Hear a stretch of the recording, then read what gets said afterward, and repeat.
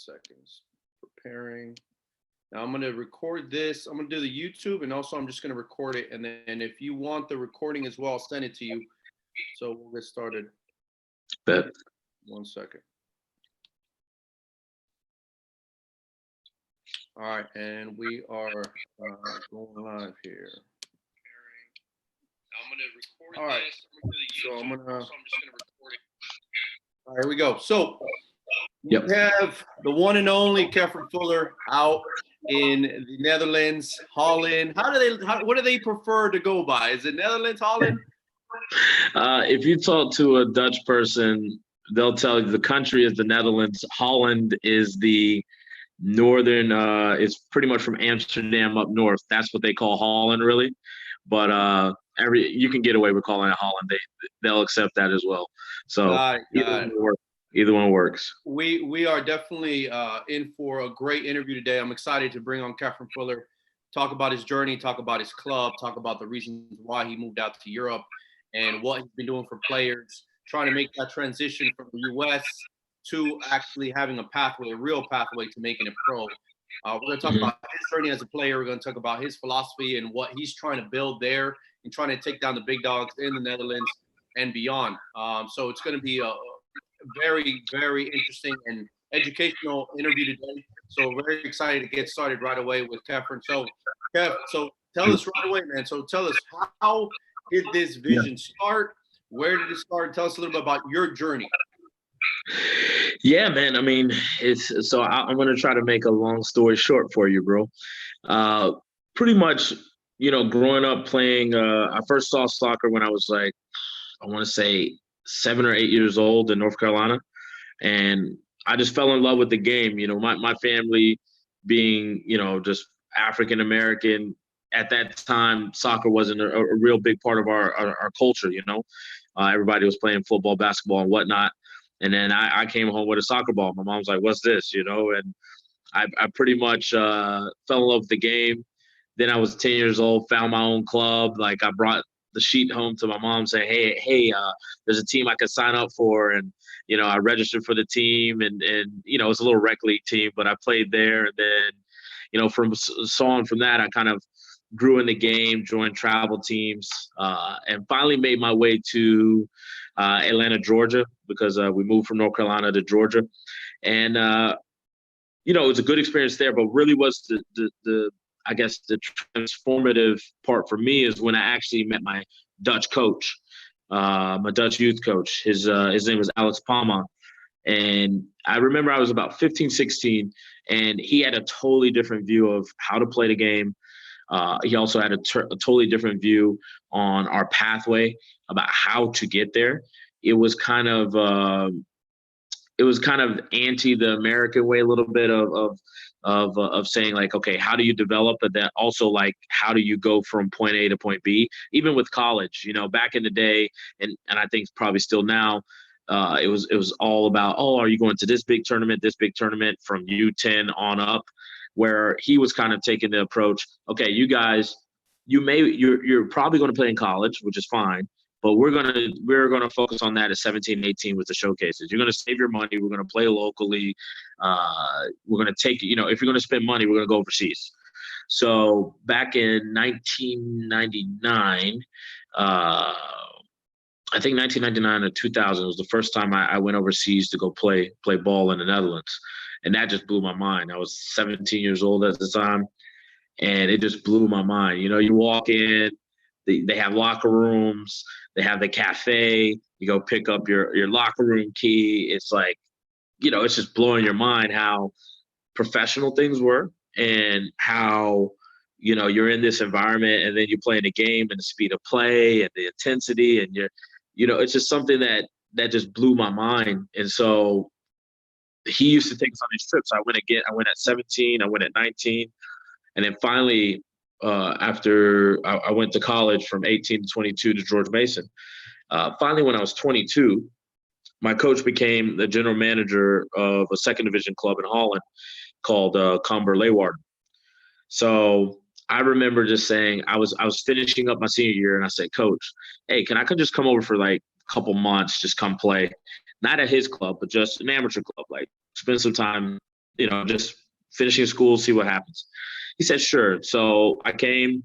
He actually put me, the amateur club, he hadn't found one yet for me. So he said, okay, I'm going to put you with the youth, the U17s. So I remember just, I'm 22, I'm with the U17. So I can hang, but I noticed that the speed of play, the level, the seriousness of the players is different than what I encountered in the States. But within that 2 weeks, I actually earned a trial to his team. And that like blew my mind. Cause I was a college kid, 4 years of drinking, partying, Yeah. I was, when season was on, I was serious. I didn't do any of those things, but I'm just saying, was I fully focused on becoming a professional? No, you know? And so just seeing how that happened for me and looking kind of where I started as like a 7-year-old kid with no soccer culture to all of a sudden a trial with first team, for me, that totally blew my mind. And I couldn't believe it, how quick it was happening and how the process was, you start to meet agents, all these different people. So for me, I was just like, I didn't understand actually what I was in, when everything was happening. And now that I look back on it, I'm like, man, what a journey, but it's something that I guess that's kind of what like propelled me to do what I guess what I'm doing now. Hmm. Interesting. Yeah, because if you're never exposed to what else is out there, how are you going to know? It's Mhm. one thing to actually hear it from other people, and it's another thing for you to actually live it and actually be there in the Mhm. flesh and see it with your own eyes. So you perceive things differently when you're actually living through something like that. So awesome. And then from there, um, what happened after that in the sense of like you becoming a club, creating a club here in the States, and then saying, like, you know what, this needs to be something bigger, and I'm going to get out of here, to make it happen. What happened then? Yeah, so right after Europe, like what 2007, Cumberley Warden, they tried to sign me but couldn't. I didn't have an EU passport, so I played for an amateur club for about 6 months, and then I decided to come back to the States. I actually met my fiance, now wife at the time. We decided to come back to the States, and I had that itch to say, okay, I want to be a coach, but if I'm going to coach, I wanted to bring. Uh, I loved what my coach did with us, bringing us overseas, showing us like what we were missing.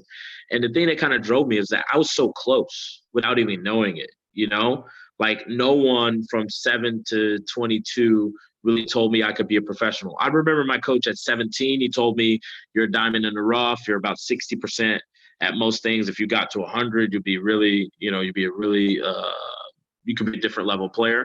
But still, it wasn't that, hey, you have a chance to be professional. This is how you have to live. This is how you have to eat. This is the pathway for you. So I became obsessed with. I wanted to create players to play at the top level, world class, World Cup level, and I guess that obsession drove me to. When I first joined this club, like in the Virginia area, it was like FPYC, like a Fairfax Police youth club. I started working with them first, and getting support and help from the parents and different people. I started to create Joga in 2010, and then we essentially took, I think, the same method and mindset that I got from my coach in Holland, and applied that in the club. And I mean, we were training. We were playing and training 6 or 7 days a week. We were playing soccer 3 hours a day. So it'd be, there'd be 3 days of training, and then the other 3 or 4 days would be street soccer for 3 hours a day. And so I remember people say, "You're insane!" Like people say, "Oh, the kids are gonna burn out," but nobody burned out because it was about, we said, playing. It wasn't just, I'm here to train you, but it was like, it's playing. It was building a culture, of saying like we're all together, we're all playing. And I think the families and the kids started to notice the difference of their level compared to other kids. And the thing is, what you saw with us is that you saw a level of players, of high level players being developed. That was different. You always like, of course, I saw kids who were better than our kids, who I think, oh, is just as talented or better, but, be one maybe in a club or whatever. But when they saw our group, they saw everyone in the group had a very, very high technical level, very, very good understanding of the game. And from there, I was like, we have to test you in Europe. We have to bring you over here. So in 2010, I did my first trip to Europe. Then I did it again 2012, then 2015, 16, 17, 18, so on. And then around, let's say 2016, I just started to think, that's when the DA started to form, of course. And I just thought we had created this concept called Joga 30, where we said, hey, I just want to focus on kids that want to be pro. Like, we're doing very well with the training game. You know how it is. If you start to create a name and your business grows and all those different things. But myself and my colleague, James Myers, we were kind of like, we still only want to deal with kids that want to be professional because that's what we're hungry for. During all these trips, we had played Ajax, we played PSV, you played Club Brugge, FC Utrecht. Some players are getting scouted, some players are getting noticed. And, you're just you're hungry for more. And a lot of the BS and the stuff that you had to deal with in terms of having a youth club didn't really fit us. So we kind of made this Joga 30 concept where we said, the kids were aged, I think the youngest was 2006 and the oldest was 2003. And we just it ended up being actually 25, 26 kids. And we essentially took that 6-7 day a week thing. And that's all we did together with them, training them, developing them. And right around the end of 2016, we decided, hey, you know what? DA's coming. We should let it go. We only did 1 year of that because we felt like, okay, the forbidden fruit, they're going to want to taste it. And it wasn't all of them, but we knew that it was, if someone's going to keep asking you out, you know what I mean? Ultimately, one day you're going to say yes, right? So that's kind of what we saw from the DA, and we were thinking, okay, I always like to be first. I like to hit first. So I'm like, okay, hey, you guys can go do your thing. And after that, and we were training kids a little bit, I decided, me and my wife were also about to have our second child. And I said, hey, let's move back, because I think we always talked about, even from 2010, and just to go back a little bit, 2010 was the first time I got the idea about having a club in Holland. We were finishing up a trip, and I remember it was the last night there. So, us and a couple of the coaches were there having a drink, and we're at the bar. The bartender is, he's seen us for the past week, cool guy. And I was like, yeah, man, your guys' clubs and everything that you have. And he says, yeah, I mean, you can just start one right over here, right? And I said, really? He's like, yeah. I mean, and if you start one, you have these teams, and then if you win, you can become pro. And I was like, what? That was my first true understanding of promotion relegation at that time. Because before, you hear about it like, oh, if you win, you move up. But you don't. I didn't understand you can actually start and build and then progress if everything is good. Of course, that's easier said than done. But that was the first time I heard it. So then I remember I came back from that trip and said, guys, we're starting a club. We got to have a club in Europe. We got to have a club in Europe. We got to have a club in Europe.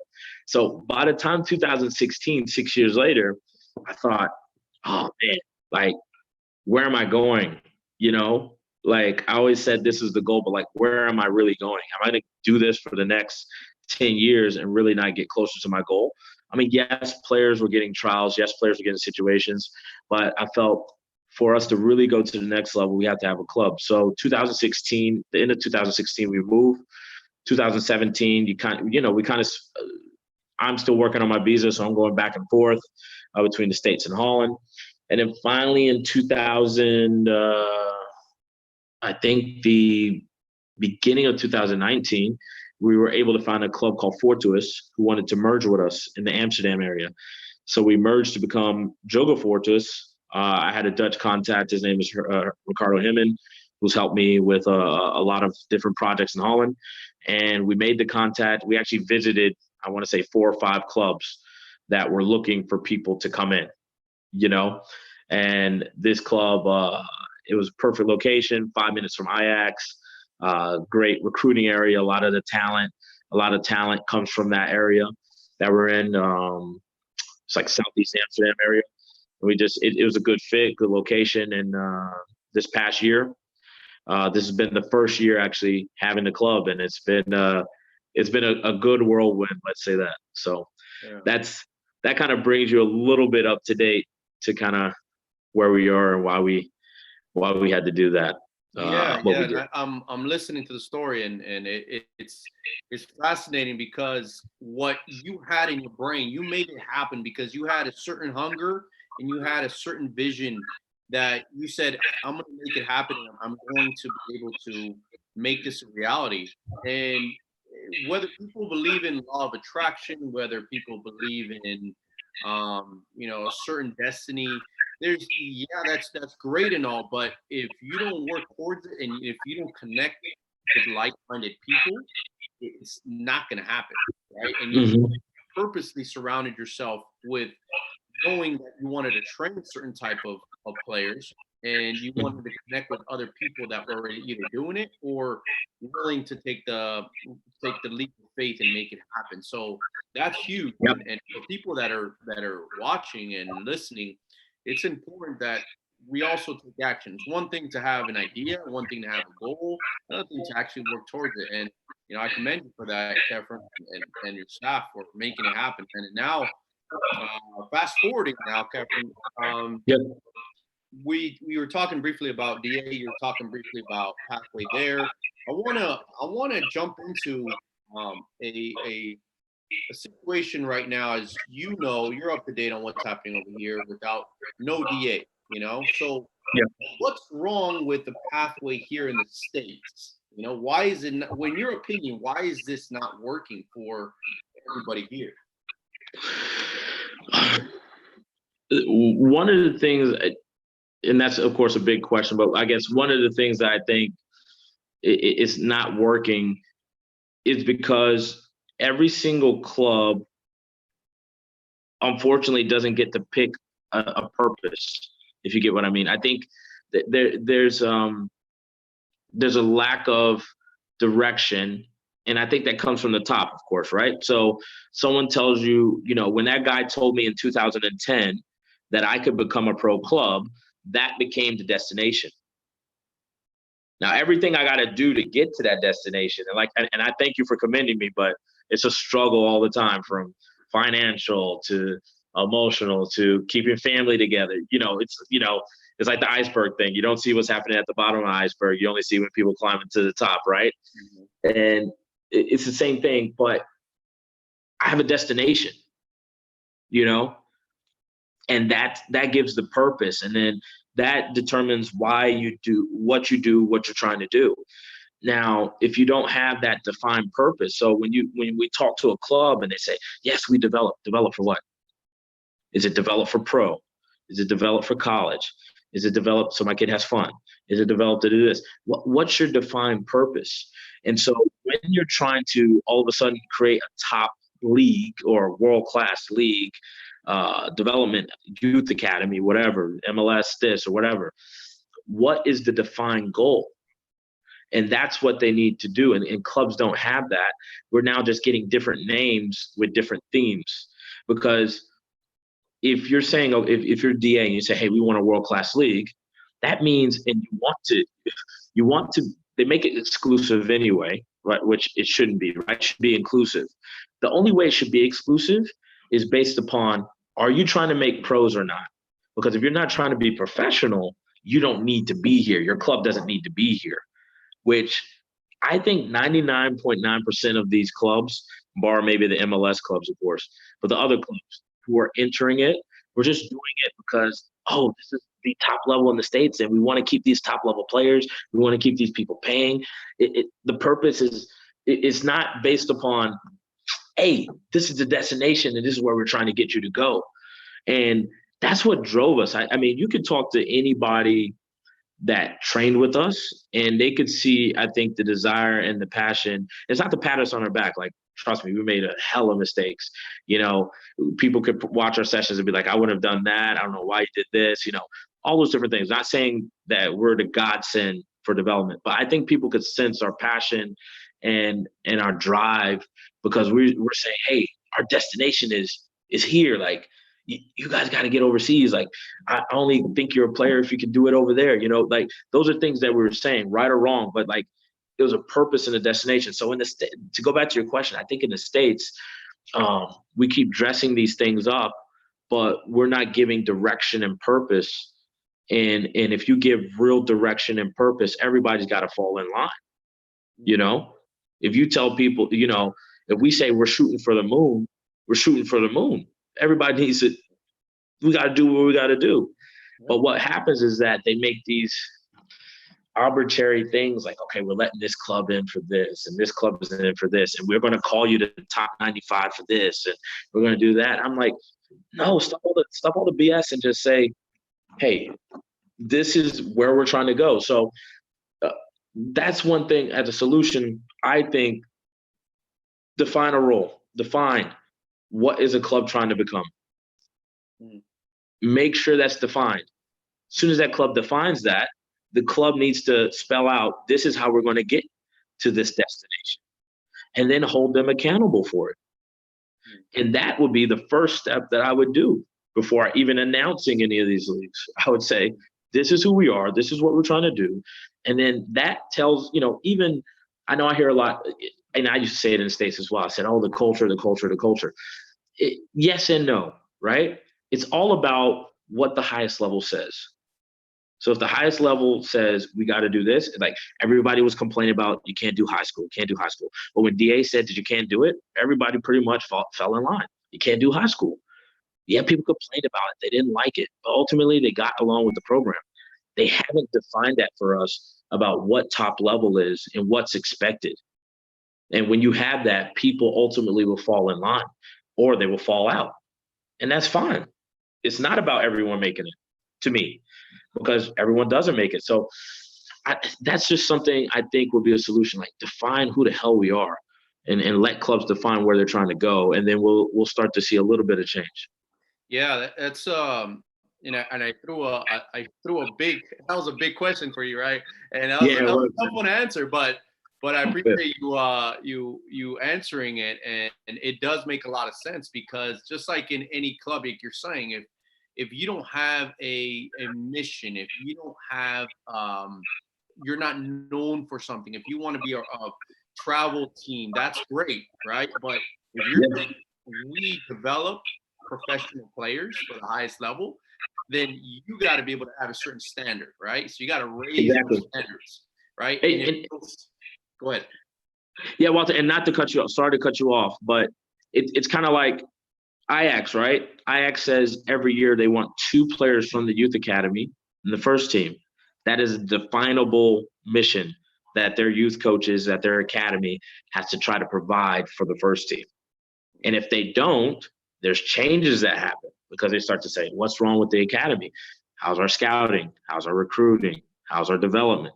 Now you, because you have a measurable, you now start to see, are we measuring up, and where do we fall behind? That's what I mean. Like, what's the measurable for saying world-class players? How many? Mm-hmm. What is a world-class player? What is the definition? Like, how do we know the measurable instead of just throwing out gimmicks? We don't have a measurable. Yeah. Yeah, Yeah, sorry about that. no, you're good. It makes a lot of sense. It makes a lot of sense, because we could be saying all these fancy words and we can be throwing around these league names, but if a clear definition, or you don't have a clear definition, or you don't have a clear pathway, or even, what's the word I'm looking for? A mission statement in your club, or even as a federation, to know, like, this is where we're going, this is what's expected, these are the standards, and everything's kind of like up in the air. It's like, oh yeah, Mm-hmm. you're doing good, but compared to what, right? Mm-hmm. So, Mm-hmm. I want to kind of transition now into what you see right now at the youth levels where you're at. Yeah. And what do you guys, as a culture there, define as like a pathway, and what's expected for kids as they're trying to make it, from, let's say, 10 and up? Yeah. So here you get, obviously you have, Ajax, your PSV, your AZ Alkmaars, and obviously you have the surrounding clubs. They have a scouting systems in place where they're trying to evaluate, find players. It's such an interconnected world here.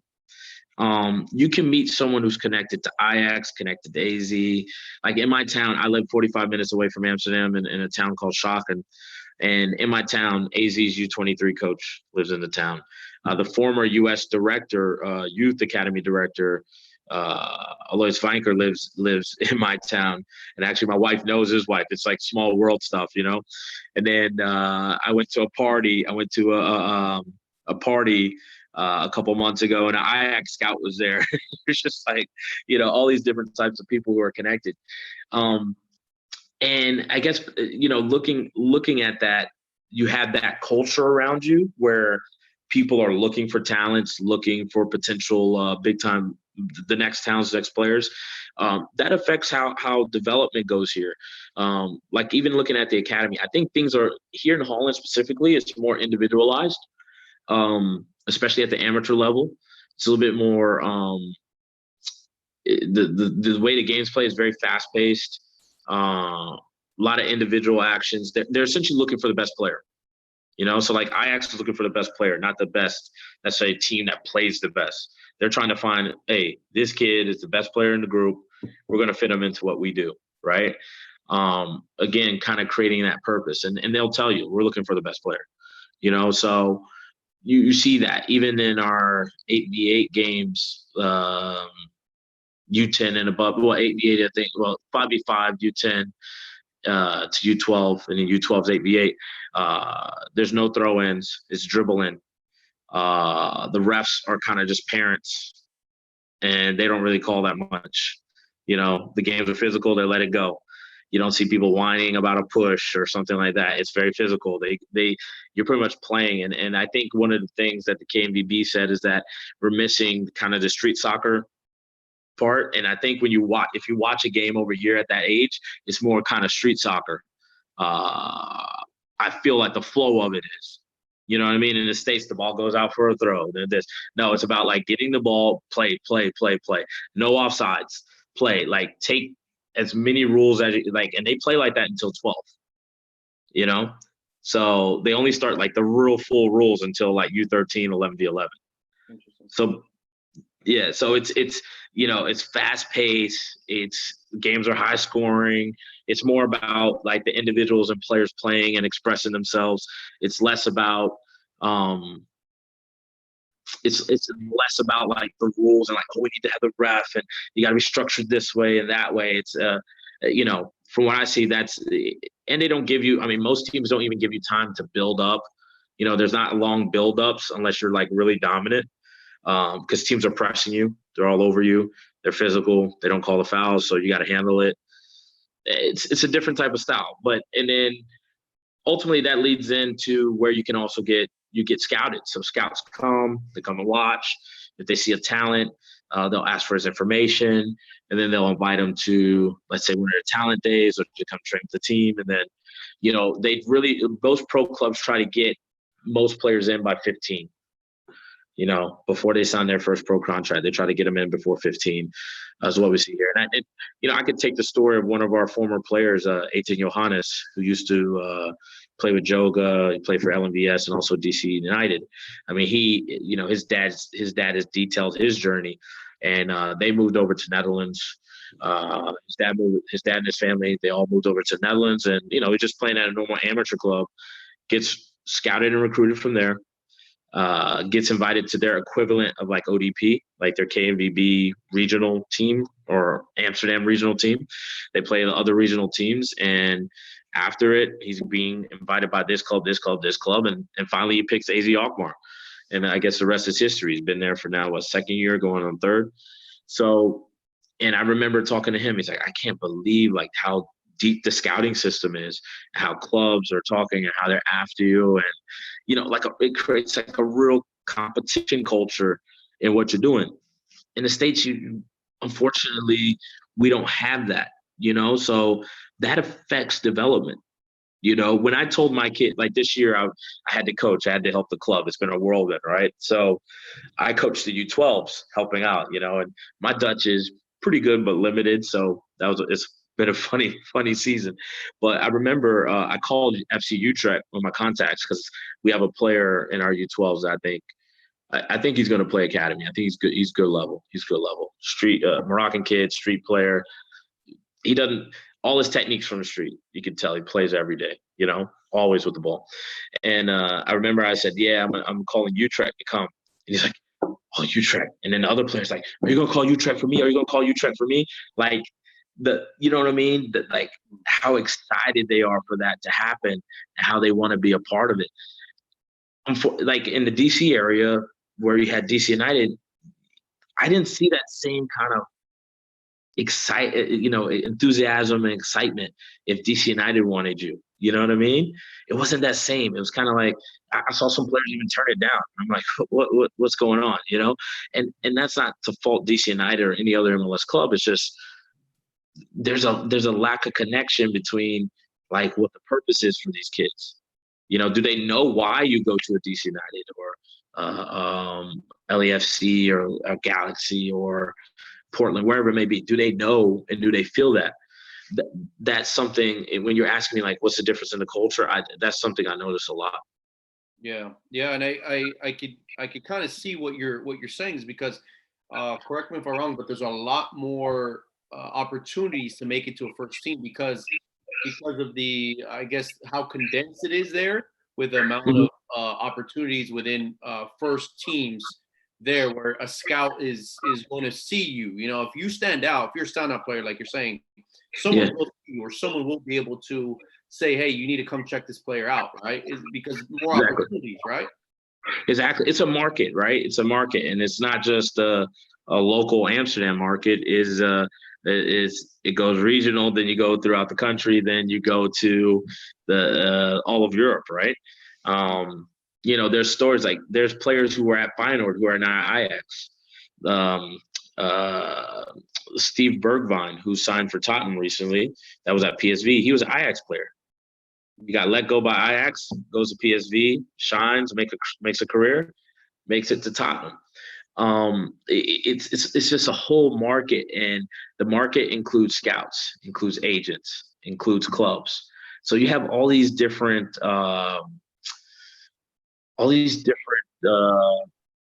aspects of your journey, kind of like saying, okay, that are trying to find, if you have talent, trying to find the best pathway for you. So an agent may come in and say, like, case in point, there's a player that we saw that got released by Ajax 2003. Phenomenal player. Like we saw his video. We're like, wow. They released him apparently because he kept getting injured. So he was injured too long. So they decided to buy another right back. This is at 17 years old. So the kid goes, and I was trying to help him get to another club. But we found out immediately he got a new agent. Agent got him to Heerenveen. You know what I mean? Like, just like that. You know what I mean? And we're just like, man, how fast this moves. You know, that there's people people are competing on every level. And in the States, you don't have that. Like, if you're in a city, and this hurts the MLS clubs as well. If you're in a city, if you're in DC United, do you really have to fight for that player? If you know at 12, 13, it doesn't matter at 15. The thing I always told people, I said, guys, it doesn't matter. You all are ended up at DC United anyway. Yeah. Because they're their highest level in town. They have the highest platform in town. Not even the highest level, but let's say they have the highest platform in town. You're going there. There's nothing else to say with that. You know, I hear people say, no. I'm like, trust me, it's happening. Or you're going to go to that platform. So that's where we are. So that makes, think about, the player becomes complacent, coaches become complacent, clubs for sure, the MLS clubs can become complacent because they're not in fierce competition for players, and that's what you have here and around Europe. There's so many competing factors and people trying to make things move that it creates, like, at our club, right? Dream Team just joined with us, a local Amsterdam club, just joined under us to make a Joga Dream Team Academy. And there's 3 players from their U8s or U9s that are going to be at Ajax next year. They're going to train with us and also be with Ajax. So, and I've seen them, like, one's 6 years old, one's 7 years old. I think 2 are 7-year-old, one's 6 years old. They're phenomenal, man. Just like the swagger and everything. But you see the parents like, yeah, we're going to Ajax. Like, it's business time already, it's different. That's amazing. That's amazing.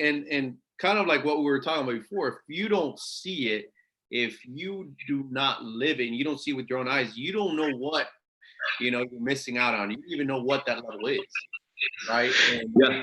it's important. So going back to, I want to bring it back to what you were talking about before when we're identifying a special player, right? The player that just dominates, the player that you cannot pass up on, right? At youth level. Yeah.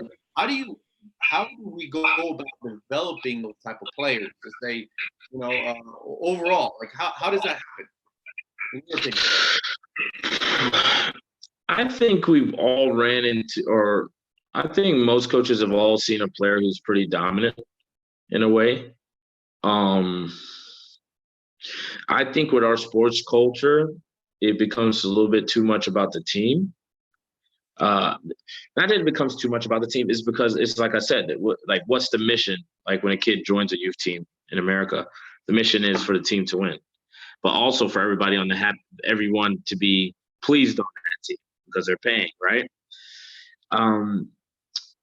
Here is to be scouted and recruited. I mean, of course, you want them to have good decision making as well, but like I see here, like if there's a dominant player, they know that he's going to the next level, and people accept that. They're like, man, this kid is legit, But and I think in the States, when we have that kind of player, there's times that actually coaches end up messing up that player rather than understanding what they can develop. Like okay, take case in point, Arjen Robben, right? Who even when he got the pro level, people complained that he would ball hog a little bit too much. You know what I mean? Groningen saw his talent and said he's different from every player that we have in this academy. We have to let him be who he is for him to become who he needs to be. They knew they had a purpose. They knew they were going to sell this player. You know what I mean? And they sold him for profit, and PSV also the same thing. So they knew what they had and used them accordingly. I like this. I had a Dutch coach come this past summer with me to Denmark. His name is Mikkel. Good guy. You should also have him on the show. I'll connect you to. But he told me, he said, look, I had a kid. He had a kid in Holland that was a U12, very talented player, the best player on the team, was a ball hog. Didn't want to give the ball up. Didn't want to get the ball up. And even the parents on the team in Holland were like, hey, you got to tell him to pass, tell him to pass, tell him to pass. And he said, look, not yet. He said, when he makes the right decision, we will overemphasize that he made the right decision. We will not force him to lose what makes him special.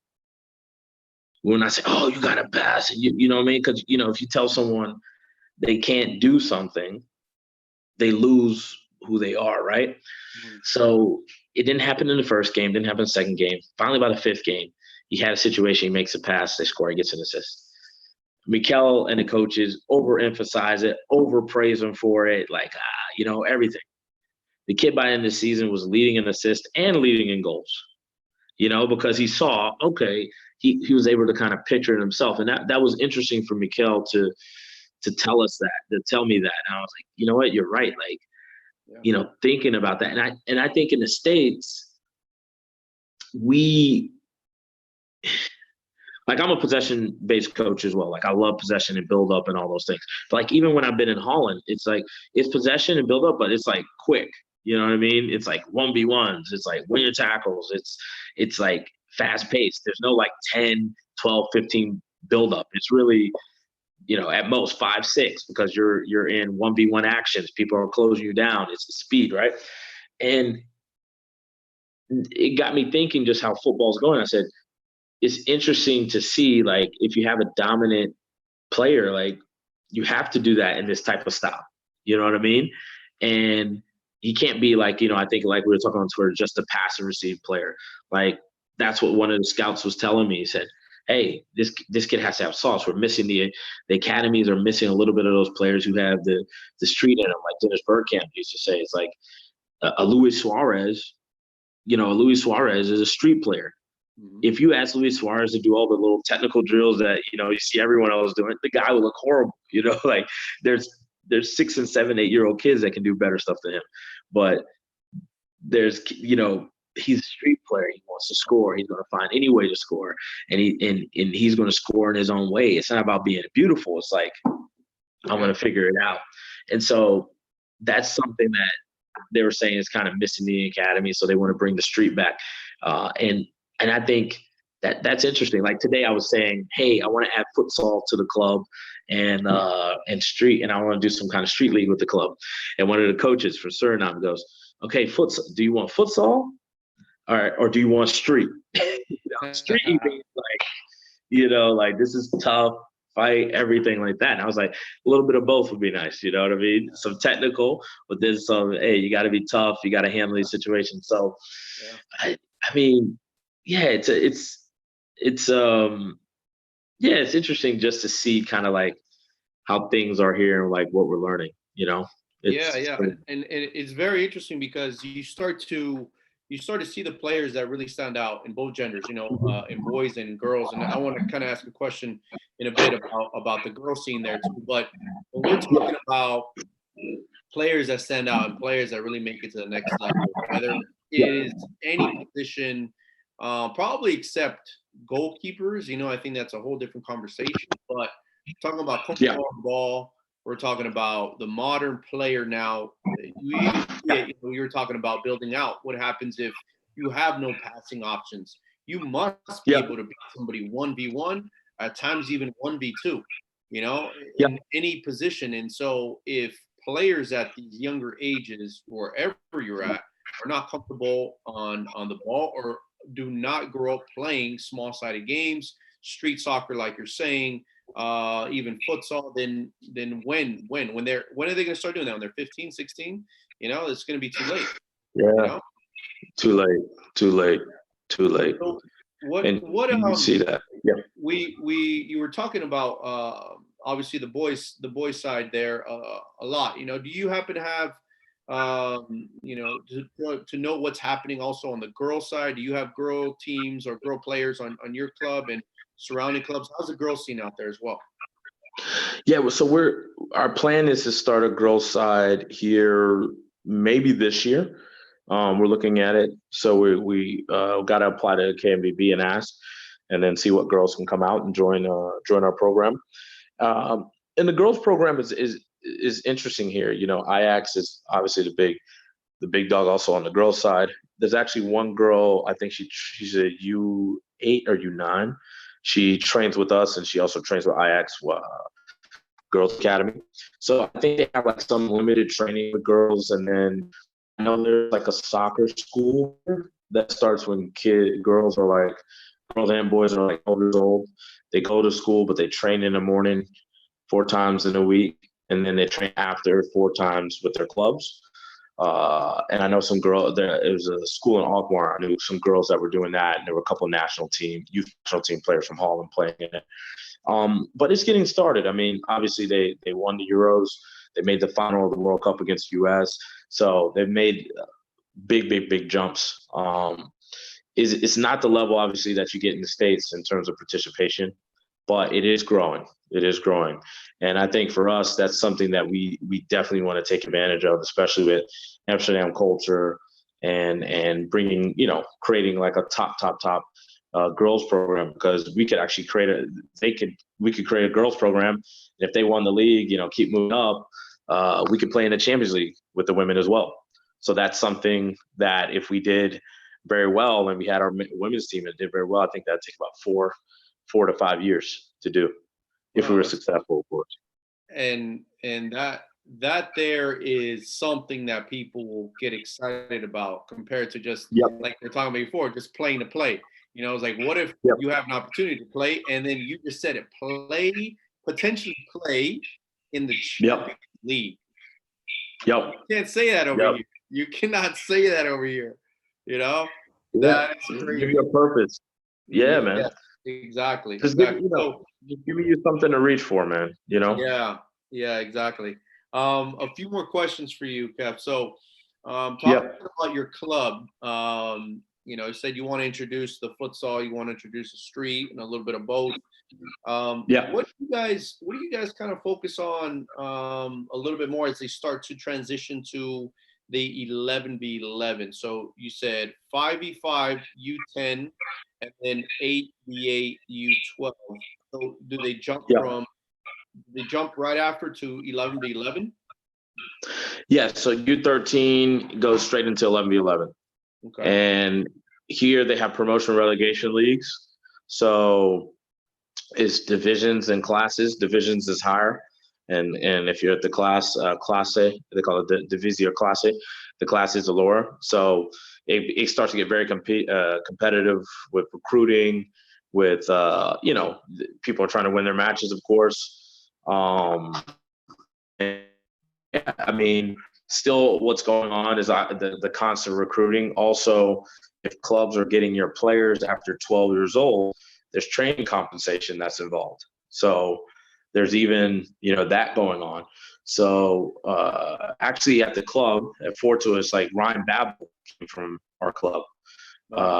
Also, who else? Narsing. He didn't have a big career, but he played for like PSV. I think he also went to, I don't know if it's Brighton or somewhere else, but Luciano Narsing played. A young player named Jaden Brock was at Man City right now. Also came through the club and then went to Ajax and so on. So it starts to get, like I said, heavy recruiting and it's just competition, and you start seeing that between the clubs and it's it's an interesting situation, and as players develop, obviously agents and stuff start to come around as well. Yeah. And what do you notice with the players that are starting to make it? Let's say at least for a call up, a trial, more than just the physical and more than just the ability to play. What makes them, or what opens the door for them? Do you think it's more of their mindset, their dedication? What do you notice that has players starting to reach that certain level where obviously everybody, when they're growing up, they have the dream of making pro, but what's separating those players that you're noticing? Is there a certain trend? Is it a mindset? Is it a work rate? What do you think it is? I mean, I think, yeah, it could be a mindset and a work rate, but at the same time, it's such a game of opinions, though. And that's the thing, I think, in the States. Like, me and you, Walter, could sit and go through a list of 100 guys, and we can rank, let's say we rank them 1 to 100. I guarantee you we're going to have probably more than 10 who are ranked differently at different numbers. You know what I mean?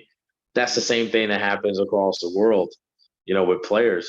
It's such a game of opinions. So that's why you need more of a market. You need more people with voices, seeing different players and what separates them. Okay, like case in point, like Frankie de Jong was at Willem II, right? Not a big club. I think they're second division right now or first division, maybe they're first. But Willem II was always kind of fighting relegation.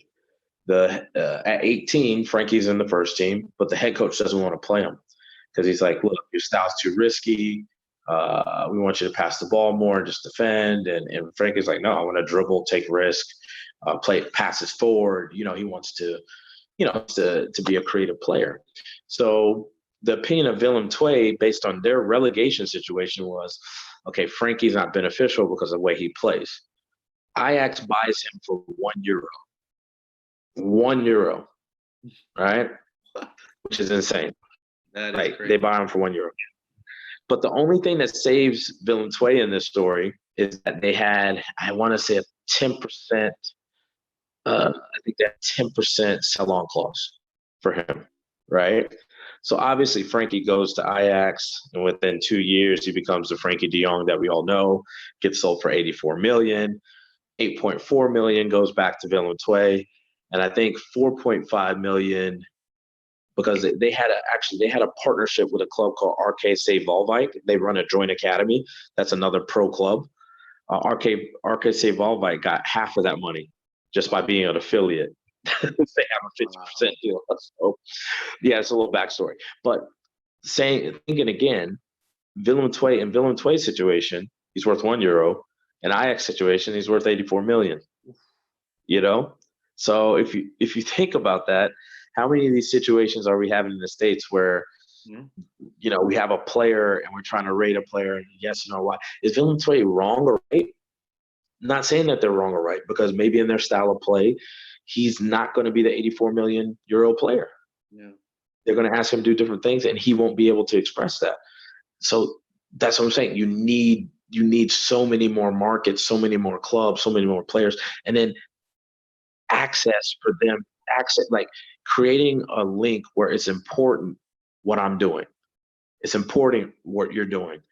That we're not just doing things in the wind. Like, it's important because if it's important that if you're in California, LAFC is like, it's important what you guys are doing at Olé, because you guys might have the player that's worth 100 million based off of, you know what I mean? So it's like you never know. But unfortunately, we don't have that in the States, and that kind of, stories like that.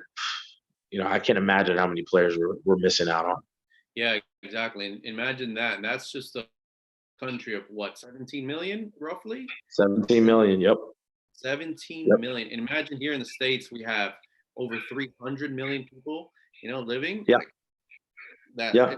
It's insane. So my question to you, so what do you think if you were to start a club here, let's say in the States again, right? Knowing what you know now, how would you personally make it unique in the way of your experiences of making it the best possible? What how would you recommend someone start, if they had what you know now? Yeah. Oh man. Um, hmm, that's a good question. Uh, I think, well, now that I see that USL is starting to come, I would maybe, because like I said, me personally, I'm obsessed with like pro, trying to make people go to the top level. I think I would look at the USL route because it looks like the most accessible route for top level, for the highest level, um, in pro soccer after MLS. So I would look the USL route. Um, I would make a USL team. I would, so that the kids have something to look up towards, and say, hey, you want to support, you support this USL team. Kids from this team who don't want to go to college but have the ability to play pro soccer, we're going to sign them to play for this team and represent us and represent what we do. I will look heavily at what the CPL is doing. They've already sold, I think, 3 or 4 players in the Canadian Premier League. I would make links to Europe and say, hey, we're going to develop talents, and if we develop these talents well enough, we want to link to see how we can get them sold or get them looked at. So I would just connect it to the world market. And I think the USL is looking at that. It seems to move behind the scenes. They don't tend to bark out about what they're doing. You see move happening are trying to get to the global market from what I see. That's how I kind of would look at it. I would make sure ultimately, regardless of USL, have a first team, senior team, even if it's men's league, whatever, senior team, no matter what, because that is the lifeblood of the club. That's what everyone reaches for. So you need a team, and you need to have people that are the kids looking up and feeding it if possible. Yeah, makes sense. So Yeah, no, that makes that's what I makes a lot of sense. And we're just got kicked out right here. We'll wait for him to jump back on. But for those of you that are there, he is. I think I'm sorry if I cut out. you're good. I You're put my good. charger in. I put my charger in, so that's why maybe I'm so dark back here. But You're good. You're yeah, man. good. So that makes a lot of sense what you're saying about having a team, obviously trying to reach the first level. Now, talking about our own environment, right? What can we do better here in the States to control our own environment, our own development? We obviously see now that we can't rely on EA, we can't rely on this league or that league and give it a different name. It's just gonna be the same thing. What can we do to really take control of our own development here within our own communities and our own state, even counties? What do you recommend?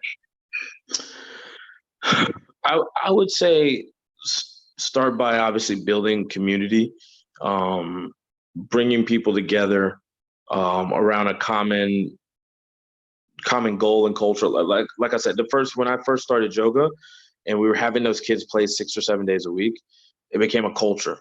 So that it became a family, really. Like the kids and families really knew each other. We were playing every day, and I would go more off of that, where I feel that most things in the States, I don't even call them clubs, but I think they're just a collection of teams. Meaning it gives you the platform to come together to play games, but it doesn't give you the platform to come together and form a club. So clubs actually they actually need to really become a club and not just a collection of teams. And that's what we see. So, it's really just to collect money and be a business. It needs to, I grew up in church, so I know how, I know the feeling of being in a small church compared to a big church, right? And when you're in a small church, it's more communal, more tribal like. That's something that I think that we can do better in the States of, so people really feel connected to that. Now I see a lot of clubs, and like I said, I think a lot of the clubs from Latino backgrounds have that. Like I feel that, you know what I mean? Like I loved when we used to go to Dallas or Houston, and then they got the drums out and they got everything, and they're cooking after. I'm like, that's community. You know what I mean? That's culture. You know what I mean?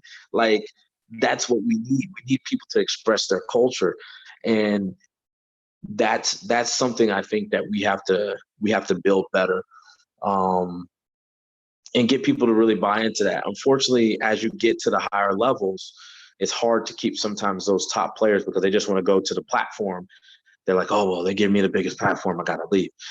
So it's hard to keep them. And until things change, maybe see how you can, I don't know, not saying cater to them, but it's hard to keep them if you're not allowed in that top platform. And I've seen that happen many a times. You'll see people say, man, your coaching is the best.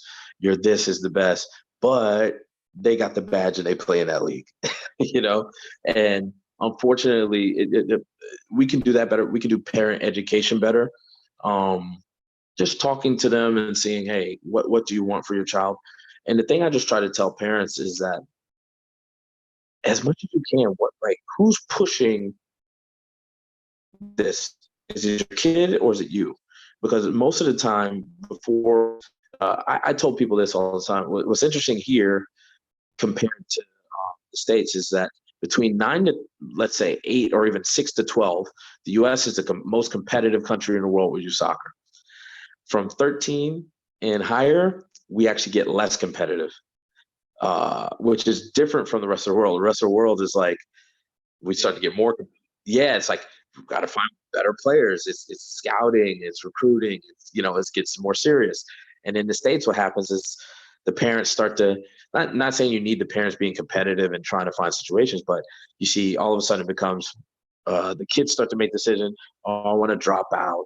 Oh, I want to play just high school. I want to do this. Well, it's because before we were focused on the right thing, the wrong things. Before it's supposed to get serious, we're focused on, oh, what team are we playing on? Are they the best team? Is this team ranked in the state? We got to win. We got to beat these guys. We got to do this. They're so engulfed in that instead of what is my child becoming and what are they pushing? Like if you're in a good environment, if people are in a great environment with you, Walter, and they're developing, and then they leave you, but they say, oh yeah, just needs this. Many times it's not the player. The player doesn't even come up to you with those ideas and thoughts and thinking that he needs to leave. But many times it comes from the parent. So I would say from a parent education standpoint, start listening and understanding who your kids are.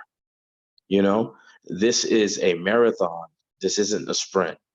So take your time, go through this, let them develop who they are within it. And if they have a great environment, let them stay in that environment until they feel like, okay, do I need to go to this higher platform because I feel I need it? Those are things that I think we could do better. Like, so from a tribal communal type of part, and then also just parent education. And it's really like, listen to your kid. Does your kid really want to leave? Is this the best for your kid? I mean, they know what they want to do. So that's what I would say. No, Excellent advice, Kephern. Excellent advice. I want to, as we wrap this up, I think we could probably talk all night, Yeah, about this, so, and pretty soon we will, but, I yeah, want yeah. to be able to have people learn a little bit more about, the pathway to connect with you, to connect Mhm. with that next level for those once they get to those ages and those levels as a player mentally and physically. What can they do to learn a little bit more about you and your journey there in your club to, potentially reach out to you? I know you have trips and you have showcases. How can people connect with you? Yeah, so I mean, we have our website, Joga ams.com, where we kind of put the showcases and different things like our residency and things out. We kind of operate, based on video. So you have to be accepted in. So we check your video, we scout your video. We also do a call. And so the players and people understand like the expectations of what we're trying to do. And the reason that you come over, is you're not coming over for any riffraff. You're coming over to, really improve yourself. And, they can obviously email us at jogasoc@gmail.com. But really they can just reach out and see kind of like where they're trying to go. I like to know what they're trying to do before we invite people over. One thing that I think we pride ourselves on is that we're not really trying to be a tour company.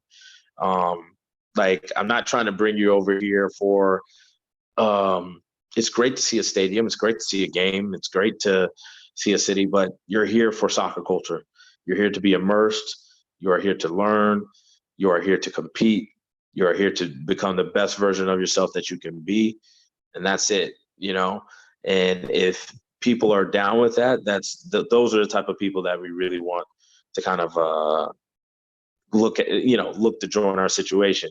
If you want to go on the greatest, fanciest soccer tour of all time, and all those things, great. There's tons of them. I can suggest a lot of them. You can Google 10 of them, and you'll find great options. But we're really trying to find the next players. So like I said, the residencies and showcases, and trust me, I know for sure there's agents starting to look in the American market heavy now. They are very interested. There's a lot of things happening behind the scenes that I think are going to open up more doors. Like I think you're going to find more Chris Richards situations, where Chris Richards was with Houston Texans until 17, 18 years old. You're going to find more Keaton Park situations where no one knew where he played high school, and then at 18 he makes it to second division Portugal, and then Benfica signs him. You're going to find more situations like that because the global market is opening up. So stay positive, stay hungry, and yeah, I mean, for us, we're looking for those type of players because we understand that they're getting overlooked. And if you're getting overlooked, you have a chip on your shoulder, and I love that players have a chip on their shoulder. Those are the ones who can who have a chance, who have a big shot of making it. Yeah, no, that's excellent because I saw it firsthand as well when, we connected and we took a trip to Portugal, and it's a Yeah. different animal. It's a different animal, and Hmm. it's really for the players that are serious about it. And Hmm. hopefully we can stay connected to continue to create a pathway for players that are trying to reach those 100%. here. For the boys turning young, becoming young men, and then for the girls becoming young ladies as well eventually. Because we're Definitely. starting to see that Definitely. as well here. Where they need to be exposed and they need to be able to see what else is out there. So, thank you again, 100%. Kevin, for your time and for making this happen. And what time is it over there currently? Is it almost midnight over there? Yeah, it's been nice. 12:07, so it's Wow, all wow. good though. I appreciate you staying up and for your time. Oh, no worries. Uh, Anytime, man. Thank you guys. yeah, yeah. Keep up the great work. We're following you. We are keeping an eye out as well here locally for talent to continue to put them in the right hands. So appreciate 100%, your time man. again. No, thank you, brother. You have a great one, All right. man. Thanks. You too. Have a good one. You too, man. Bye.